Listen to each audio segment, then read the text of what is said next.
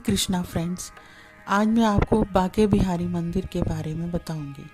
बांके बिहारी मंदिर का निर्माण 1860 में हुआ था, जब स्वामी हरिदास जी को बांके बिहारी जी की छवि निधि वन में मिली थी।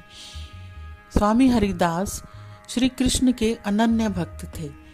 स्वामी हरिदास जी वृंदावन में स्थित श्री कृष्ण की रास स्थली निधिवन में बैठकर भगवान को अपने संगीत से रिझाया करते थे। इनकी भक्ति और गायन से रीझकर भगवान श्री कृष्ण इनके सामने आ जाते थे। एक दिन इनके एक शिष्य ने कहा कि आप हमें भी भगवान कृष्ण के दर्शन कराएं।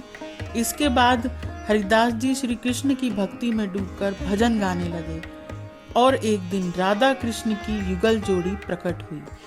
श्री कृष्ण और राधा ने हरिदास के पास रहने की इच्छा प्रकट की, लेकिन हरिदास जी ने कृष्ण से कहा कि प्रभु, मैं तो एक संत हूँ, आपको लंगोट तो पहना दूंगा, लेकिन माता को नित्य आभूषण कहाँ से लाके दूंगा।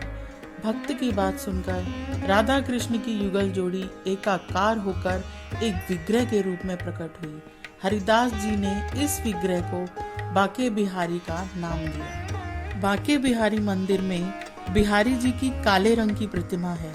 मान्यता है कि इस प्रतिमा में साक्षात श्री कृष्ण और राधा समाये हुए हैं, इसलिए इनके दर्शन मात्र से राधा कृष्ण के दर्शन का फल मिल जाता है। प्रत्येक वर्ष मार्गशीर्ष मास की पंचमी तिथि को बांके बिहारी मंदिर में बांके बिहारी प्रकटोत्सव मनाया जाता है।